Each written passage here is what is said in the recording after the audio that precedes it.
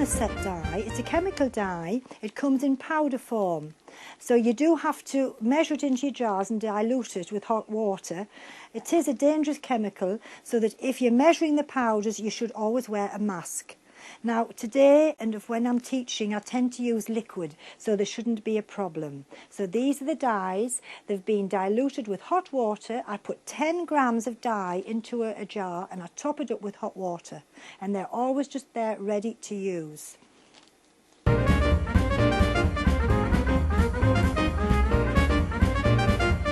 The utensils that you use for dyeing, they mustn't be used for anything else. Just remember, I've already mentioned that it is a chemical you're using.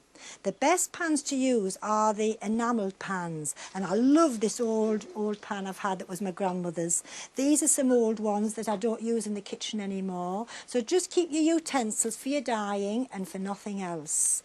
I have an oilcloth that I cover my table with, and I like to work on a white base so that I can see the colours. So I tend to just use an old bin liner, and then I can roll it up and I can throw it away when I'm finished.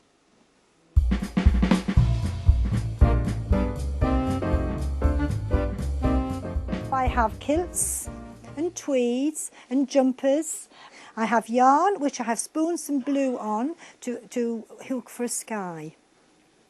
This is a piece of white wool blanket, and this is it spot dyed. See how lovely, wonderful effects you can get.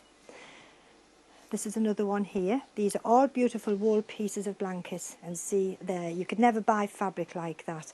But you must remember, all these fabrics have to be cooked. Wool dyes have to be cooked. Melanoset dyes will dye silk and nylon and wool. It won't dye cotton. That's a totally different procedure.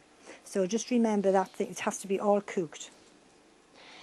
These are nylon stockings. Once again, it's before and after. This is them being bleached in a domestos. I've over-dyed them and created these wondrous colours. Nylons are fabulous to use in your rugs. They're very hard wearing. So these are fleeces that I've dyed. There's very simple procedures that you can go through. This is what we call a dip dyeing, where I've dipped one end in one colour and one end in the other. There's another dip dyed piece. This is a little piece of tweed that I've casserole dyed. So I'm going to demonstrate to you these in a moment. And this one here is a gradation of colour, where I've gone from dark to light. And that started off life as white flannel.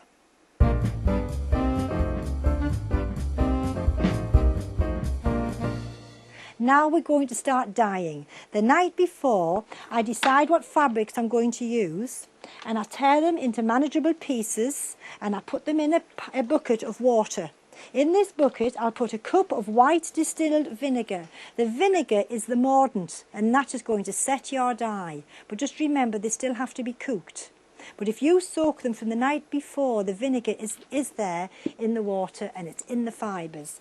So the vinegar's in the fibres, also a little bit of detergent, not enough to make it soapy, just a little tiny touch of detergent, washing up liquid, and that makes the fibres more porous and it absorbs the dye better. So it's in the bucket and it's soaked the night before. So I just take it out of the bucket and I squeeze the water out, and I've got this nice white piece of fabric. To do a spot dye, I just spoon some of the colour onto the white fabric. Just spoon it on and spread it about. You've got rubber gloves on, you're well covered up with your pinnies, and you can use the back of a spoon and you can spread it about and just have a bit of fun. I call this like being at play school. And just spoon some colours on and I can spread it around, put anything I want on here. It's all covered with the dye, so it needs cooking now. So it's the heat that sets the dye. Now there's various ways I can cook that piece. It really is going to be steamed. If I put that in a pan of water, it'll all blend together. But I don't want to do that. I want it to stay where I've put it. So I'm going to put this little piece here into a polythene bag. Pop it in a little bag. I'm going to put it on a little dish with a drop of water. You must have water, it mustn't burn. It's going to steam away, and I would steam that for 6 minutes in the microwave. The heat will set the dye. some dip dyeing. I've got my pans on the boil here, well simmering, I should say simmering, and I'm going to spoon some colour into the hot water here. I'll just let you see what happens. Got my fabric and I'm going to dip it. You see how it'll take the dye. Now it's not important the amount of water in the pan, it's the actual dye. And as long as I hold that in there, it's going to get darker and darker because the actual dye is going to go into that fabric like blotting paper. So if I just keep that on the move, I'm going to have a lovely dipped dyed piece, and it's going to go from dark to light. And that's beautiful to hook into flowers. I've got to keep it on the move all the time. If I don't, I'll get a straight line across. So you've just got to keep dipping it. You see what's happening? It's getting darker. The further it's left in the water, the longer it's left in the water, it's becoming darker. Now, once you've decided it's how you'd like it, you've got to remember that that isn't cooked. That has to be cooked now, so I've got to take it out and steam it or heat it. The heat will set the dye. So I can either put that in a pan of clear water and just let it cook, or roll it up and put it in the microwave, or in silver foil parcels and cook them in the oven. If they go as silver foil parcels in the oven, they're in for about an hour. I've got a pan of clear water and I'm just going to simmer it for about 20 minutes in that pan of clear water, and that will be enough, sufficient to cook it. So I can leave that there and forget about it now.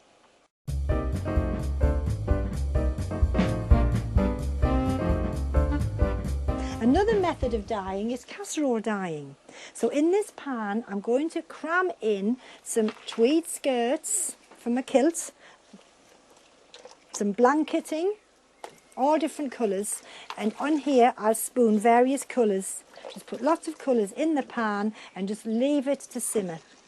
I'm going to put some gold in, some old gold, just dot it about, but I'm not going to stir it. I want it just to stay semi where I've put it. Right, and I've got some turquoise here, put some of that in as well.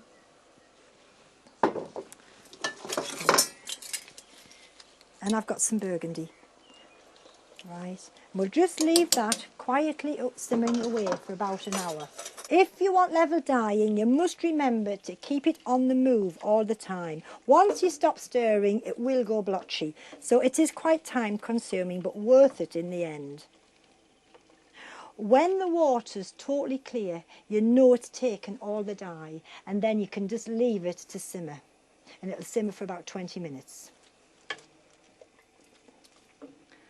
Just to let you see the casserole dyeing and how it's doing, you can see the colours. Right, it's all beautiful colours, so I'm just going to leave it in there now to cook away merrily for about 20 minutes. Rinse it in warm water. Don't shock the fibres. Don't take it from hot to icy cold because it stiffens the fibres up. And you'll keep it nice and soft if you take it from hot to hot and let it cool naturally.